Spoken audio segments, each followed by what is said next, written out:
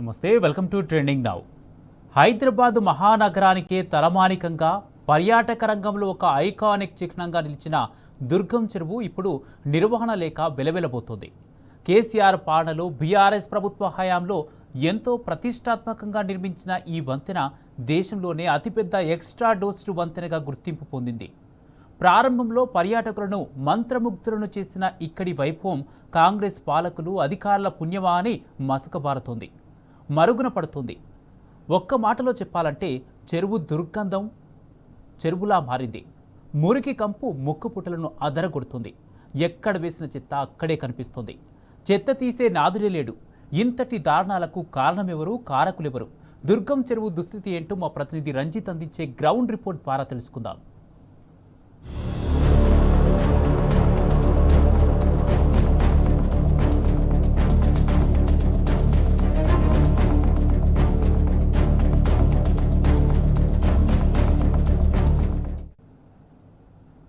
గోల్కొండ పాలకుల కాలంలో తాగునీటి వనరుగా ఉపయోగపడింది దుర్గం చెరువు.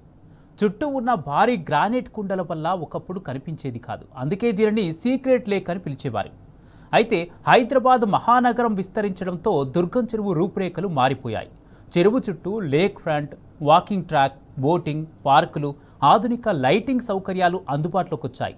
తెలంగాణ రాష్ట్ర ఏర్పాటు తర్వాత దుర్గం చెరువు అభివృద్ధికి ప్రత్యేక కృషి చేసింది బీఆర్ఎస్ సర్కార్. తొలి ముఖ్యమంత్రి కేసీఆర్ నాయకత్వంలో అప్పటి మంత్రి కేటీఆర్ పర్యవేక్షణలో చెరువును అద్భుతంగా సుందరీకరించారు. కేబుల్ బ్రిడ్జ్ నిర్మాణంతో దుర్గం చెరువు ఏరియా అంతా కూడా హైదరాబాద్ మహానగరానికే తలమానికంగా నిలిచింది. ప్రముఖ పర్యాటక కేంద్రంగా విరాజిల్లింది. కానీ ఇప్పుడే దుర్గం చెరువు ప్రతిష్ట క్రమంగా కనుమరుగవుతుంది.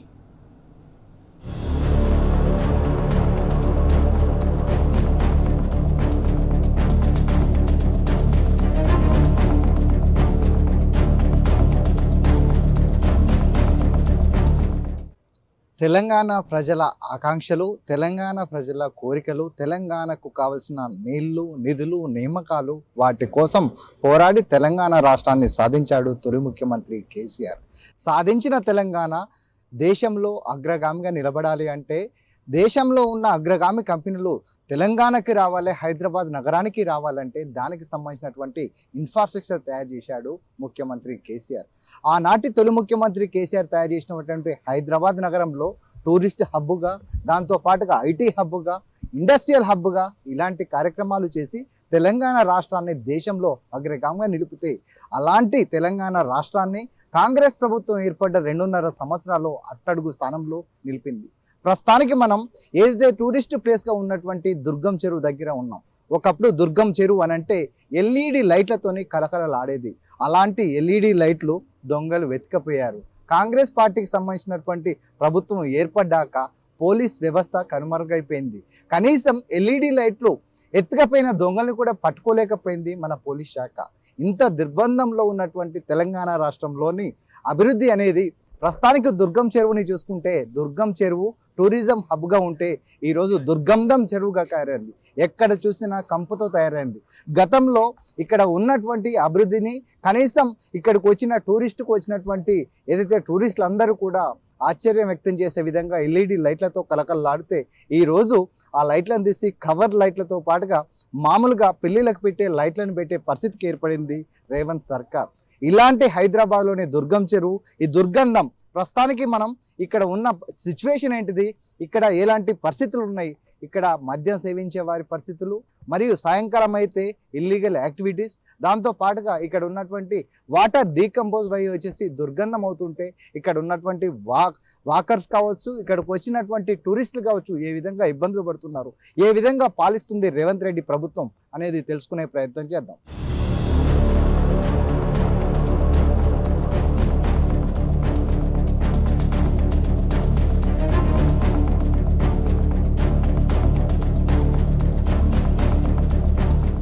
దుర్గం చెరువు పరిసర ప్రాంతాల్లో పారిశుద్ధ్యం అనేది అటకెక్కిందా, దాంతో పాటుగా ఇక్కడ చూస్తున్నటువంటి టూరిస్టులకు సంబంధించినటువంటి ఛార్జీలు, ఇక్కడ ఉండే విధానాలను కూడా మనం తెలుసుకునే ప్రయత్నం చేద్దాం. ప్రస్తుతానికి ఇక్కడ ఉన్నటువంటి ఏదైతే దుర్గం చెరువు లేక్ ఫ్రంట్ ఉందో ఈ ఫ్రంట్కి సంబంధించినటువంటి ఈ ఎంట్రన్స్ గేట్ నుంచి కూడా ఇక్కడికి వచ్చినటువంటి టూరిస్టులు కావచ్చు, వాకర్స్ అందరూ కూడా ఇక్కడికి లోపలికి పోయే విధం ఉంటుంది.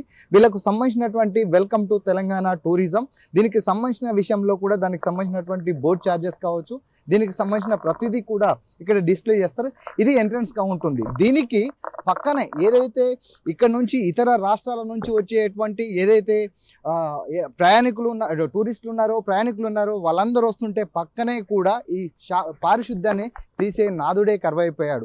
ఇక్కడ చూసినట్లయితే బీర్ బాటిళ్ళు, వాటర్ బాటిళ్ళు, దాంతో పాటుగా చెత్త, పాన్ పరాకులు ఇవన్నీ తినుకుంటా ఈ విధంగా ఉంటే కనీసం దీన్ని తీయేసే నాదుడు లేకపోవడం, దీన్ని పట్టించుకునే నాదుడే లేడు అంటే ఏ విధంగా ఇక్కడ ఉన్న సిబ్బంది ఏ విధంగా ఉంది, ఇక్కడ ఉన్నటువంటి జిహెచ్ఎంసీ వారు కూడా ఏ విధంగా దీన్ని పాలిస్తున్నారు అనేది కూడా కంప్లీట్గా ఏదైతే ఇంత అభివృద్ధి చేసినటువంటి దుర్గం చెరువు ఏదైతే ఉందో ఫ్రంట్లోనే కంప్లీట్గా దానికి సంబంధించినటువంటి ఏదైతే వేస్టేజ్ ఉంటుందో ఆ వేస్టేజ్ మొత్తాన్ని కూడా ఇక్కడ వేసి ఎక్కడ వేసిన గొంగలి అక్కడే ఉందనే అనుసంధానంగా కూడా తయారు చేశారు. దీనిని కనీసం పట్టించుకునే నాదుడు లేడు. దీని గురించి ఒక విజిట్ చేసి ఎలా ఉంది, టూరిస్ట్ హబ్గా ఉండాల్సిన ఏదైతే ప్లేస్ దుర్గం చెరువు సంబంధించినటువంటి ఈ పర్యాటక ప్రాంతం అనేది ఏ విధంగా ఉండాలి, ఒకవైపు సాయంకాలం అయితే ఇక్కడికి వచ్చే సాఫ్ట్వేర్లు కావచ్చు, ప్రశాంతత కోసం వచ్చేటువంటి వాకర్స్ కావచ్చు, వీళ్ళందరూ ఇక్కడికి వస్తే దీన్ని కనీసం పట్టించుకోకుండా మాట్లాడుతున్నారు. కానీ ముఖ్యమంత్రి రేవంత్ రెడ్డి మాటలు మాత్రం కోటలు దాటుతున్నాయి, కానీ చేతలు మాత్రం కూడా గడప దాటని విధంగా ఉన్నాయి. ఎందుకనంటే ఇక్కడ చూస్తున్నటువంటి ఈ విజువల్లో చూస్తే దీనికి సంబంధించినటువంటి చెరువు చూడొచ్చు. చెరువుకు సంబంధించిన ప్రతి దాంట్లో కూడా వాసన రావడము, వాసనతో పాటుగా అక్కడ ఉన్నటువంటి పరిసర ప్రాంతాలు కూడా ఇక్కడ పర్యాటకులకు కావచ్చు, దాంతో పాటుగా ఫ్యామిలీతో వచ్చే వాళ్ళకు కూడా ఇబ్బందికరంగా ఉంది. మనం విజువల్లో చూసుకున్నట్లయితే టూరిస్టులకు సంబంధించిన వాళ్ళందరూ కూడా టూరిస్టులు వెళ్ళిపోయి బోట్లలో షికారు చేస్తున్నారు. ఈ షికారు చేస్తుంటే ఇక్కడికి వచ్చి వాళ్ళందరూ షికారు చేసే విధానం చూస్తుంటే కానీ ఇక్కడ మాత్రం బీర్ బాటిళ్లు కూడా దర్శనం అవుతున్నాయి. ఈ విధంగా ఇక్కడ టూరిస్టులకు సంబంధించినటువంటి పర్యాటక ప్రాంతంలో ఇలాంటి బీర్ బాటిళ్లు దర్శనం ఇస్తున్నాయి అని అంటే ఏ విధంగా ప్రభుత్వం కావచ్చు, ఇక్కడకున్న శానిటేషన్ సిబ్బంది కావచ్చు, ఇక్కడ ఉన్నటువంటి పాలకులు ఏ విధంగా పాలిస్తున్నారు అనేది కూడా మనకు తెలుస్తుంది. ఒకవైపు చూసినట్లయితే టూరిస్ట్ హబ్, మరోవైపు చూసుకున్నట్లయితే సాయంకాలం సమయంలో ఇలాంటి చీకటి దందాలు, బీర్లు తాగడాలు, గుట్కాలు తినడాలు, దాంతో పాటుగా ఇల్లీగల్ యాక్టివిటీ చేసినట్లయితే ఈ యొక్క అభివృద్ధి అనేది ఏ విధంగా జరుగుతుంది, ఇక్కడికి వచ్చే పర్యాటకులు ఎవరైతే ఉన్నారో వాళ్ళందరూ రావడానికి కావచ్చు, ఇతర రాష్ట్రాల నుంచి రావడానికి కానీ ఎవరు కూడా ముందు చూపే పరిస్థితి అనేది కనపడదు. ఇక్కడ బీర్ బాటిల్ ఉన్నాయి, ఫ్యామిలీస్ అందరూ వచ్చారు అంటే గవర్నమెంట్ ఎట్లా ఉంది, మీకేమనిపిస్తుంది? ఏం బాగాలే, నీట్నెస్ లేదు, పట్టించుకోవట్లేదు గవర్నమెంట్. ఒకప్పుడు చిన్న చెరువు, ఇప్పుడు ఇంత పెద్ద దుర్గం చెరువును అభివృద్ధి చేసింది గత ముఖ్యమంత్రి కేసీఆర్. అంటే టూరిస్టులు అందరూ కూడా ఇతర రాష్ట్రాల నుంచి వచ్చే వాళ్ళు ఉండాలంటే ఎట్లా ఉండాలి, మీరు గవర్నమెంట్కి ఏం చెప్పాలనుకుంటారు? నీట్నెస్ ఉండాలి, కొంచెం గవర్నమెంట్ పట్టించుకోవాలి.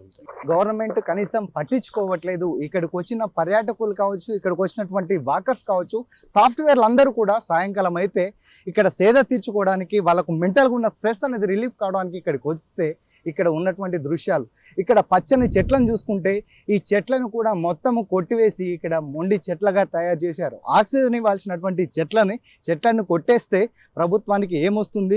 చెట్లను పెట్టాలి, ఆక్సిజన్ పెంచాలి అనేది కూడా గత ముఖ్యమంత్రి చేస్తే ఇక్కడ ఉన్న సిచ్యువేషన్ ఉంది. దీంతో పాటుగా ఇక్కడ మట్టి తెప్పలు, దాంతో పాటుగా ఇక్కడ మరొక దృశ్యంలో కూడా ఇక్కడ బీర్ బాటిల్ దృశ్యాలు. అంటే ఎక్కడ పడితే అక్కడ చీకటి అయింది అని అంటే ఉదయం నుంచి సాయంకాలం వరకు ఒక విధంగా, సాయంకాలం నుంచి రాత్రి వేళలో కూడా ఒక విధంగా ఉంటుంది. ఇది ఇక్కడ ఉన్నటువంటి పరిస్థితి. ఈ ప్రాంతం నుంచి చుట్టూరా ఉన్నటువంటి మరి ఒక ప్రాంతానికి వెళ్దాం. అక్కడ ఉన్నటువంటి ప్రాంతం ఏ విధంగా ఉంది, అక్కడ వాకర్స్ కావచ్చు, అక్కడ ఉన్నటువంటి టూరిస్టులు, అక్కడికి వచ్చే ప్లేస్లో కూడా ఏ విధంగా ఉందనేది తెలుసుకునే ప్రయత్నం చేద్దాం.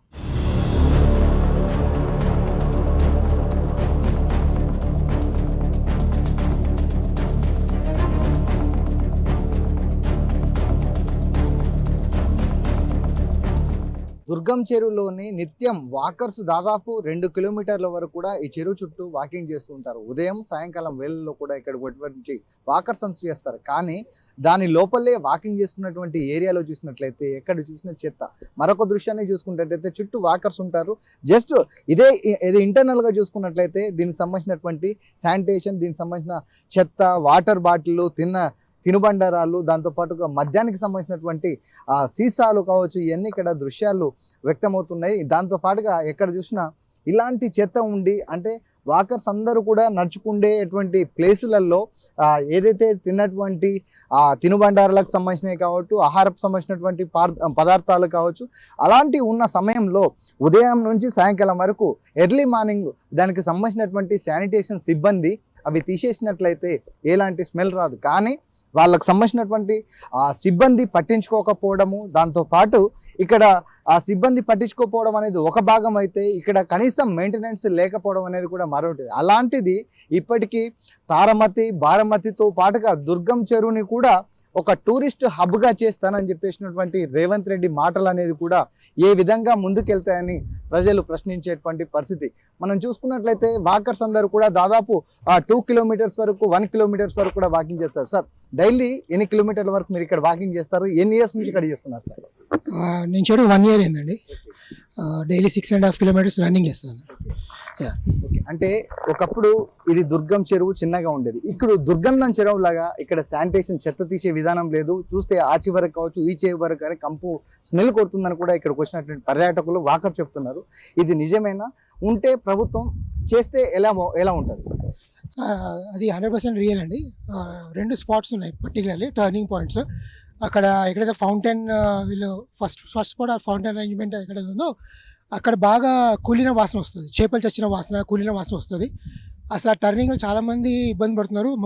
ముక్కు మూసుకొని ఆల్మోస్ట్ లైక్ నడిచే వాళ్ళు కూడా ఆ పార్ట్ ఆల్మోస్ట్ తప్పించుకోవడానికి పరిగెత్తి తర్వాత నడుస్తున్నారు. సో అదొక స్పాట్. రెండో స్పాట్ చాలా భయంకరంగా ఉందండి స్మెల్ మాత్రం.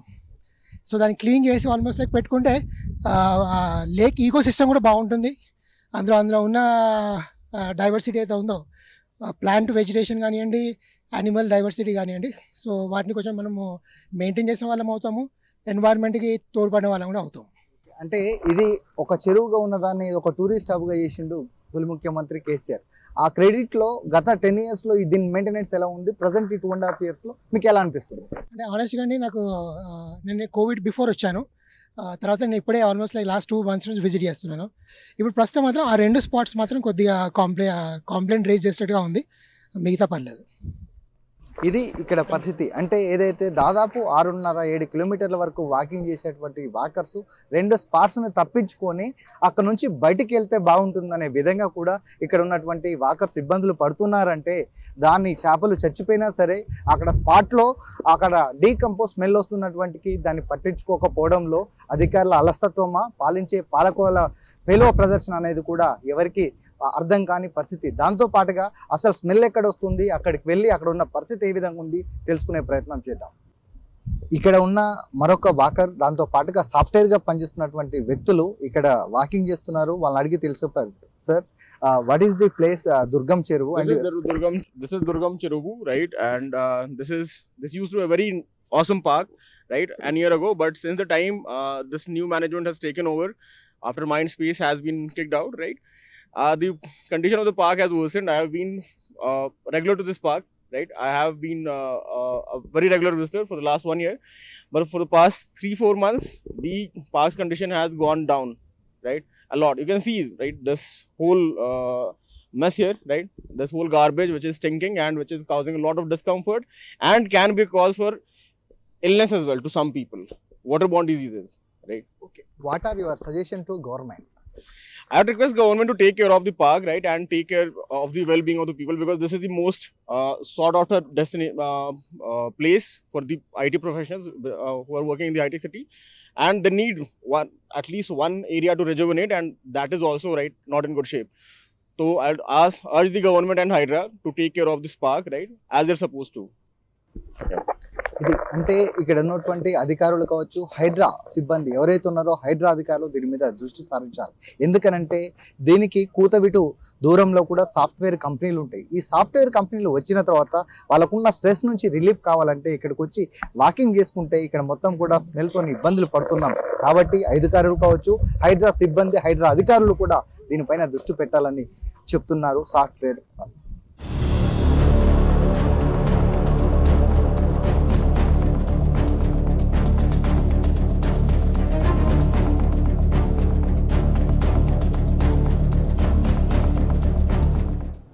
రెండున్నరేళ్ల కిందటి వరకు కూడా పర్యాటకులను నగర ప్రజలను విశేషంగా ఆకట్టుకున్న దుర్గం చెరువు ఇప్పుడు కాలుష్య కోరల్లో చిక్కుకుపోయింది. పైన కేబుల్ బ్రిడ్జ్ అందాలు అంతో ఇంతో కనువిందు చేస్తున్నా కింద మాత్రం భరించలేని కంపు కొడుతుంది. దుర్గం చెరువు నుంచి వస్తున్న దుర్వాసనను దుర్గంధాన్ని భరించలేక పర్యాటకులు అటువైపు వెళ్లడమే మానేశారు. ప్రక్షాళన చర్యలు చేపడతామని హైడ్రా అధికారులు చెబుతున్నా అవి కేవలం మాటల వరకే పరిమితమవుతున్నాయని ప్రజలు ఆగ్రహం వ్యక్తం చేస్తున్నారు.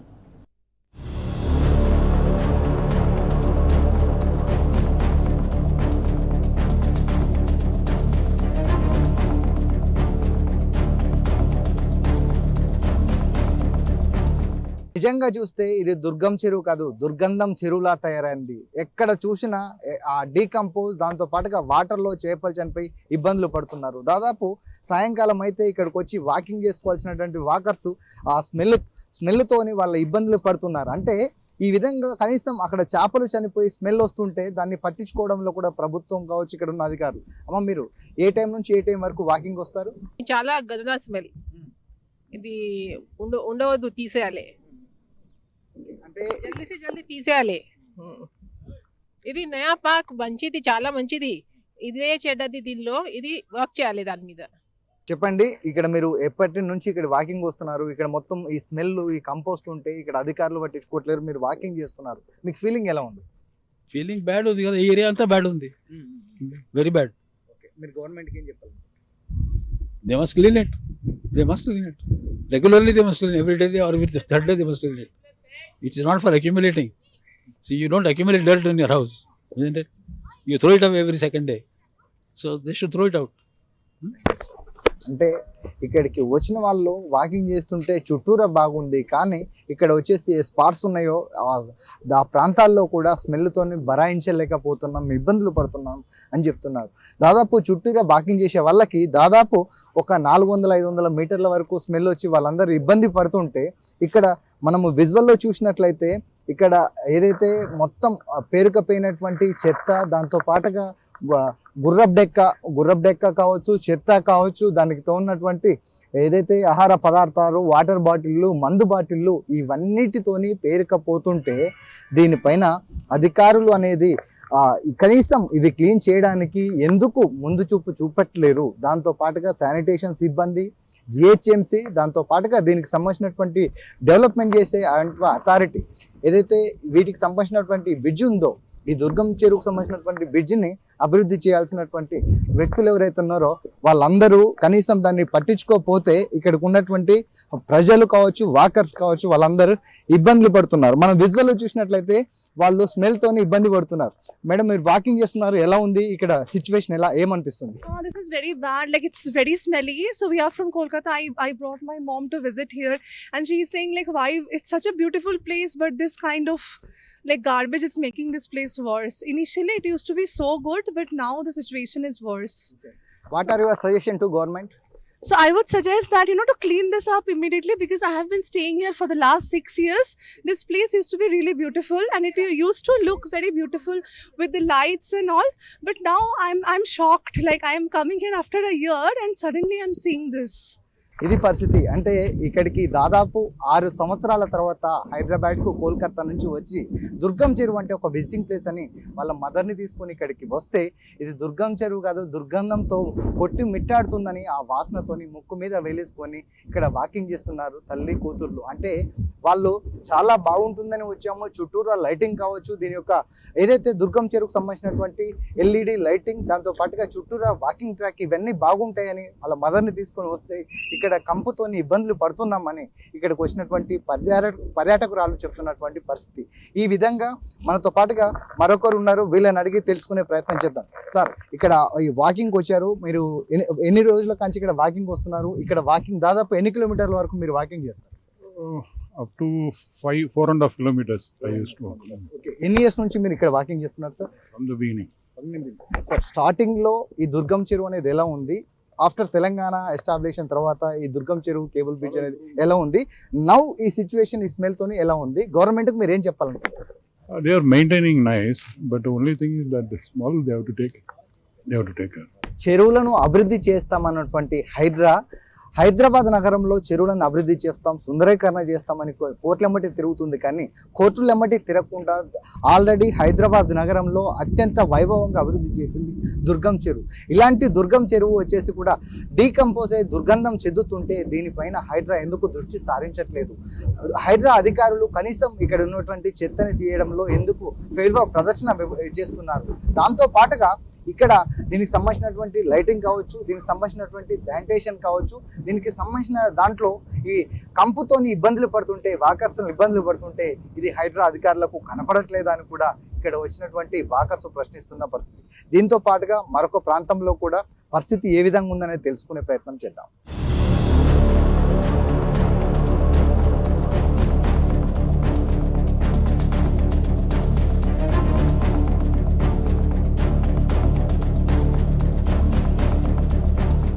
కంపుతోనే ఇబ్బందులు పడుతున్నారు. ఇక్కడికి వచ్చినటువంటి వాకర్ చూస్తే ఆ వాకర్స్ అందరూ కూడా ముక్కుకి వాళ్ళు మాస్క్ పెట్టుకొని దాంతో పాటుగా ముక్కుకు వేలేసుకొని కూడా వెళ్ళే పరిస్థితి కనబడుతుంది. మనము విజువల్లో చూసినట్లయితే ఇక్కడికి వచ్చినటువంటి వ్యక్తులు ఎవరైతే ఉన్నారో వాళ్ళందరూ కూడా ఏదైతే మాస్క్ పెట్టుకొని పోతున్నారు. బ్రదర్, మీరు ఎక్కడి నుంచి వచ్చారు? మీరు ఇక్కడికి ఇదే ఫస్ట్ టైమా? ఇంతకుముందు ఎప్పుడు వచ్చారు? ఇంతకుముందు చాలాసార్లు వచ్చిండే.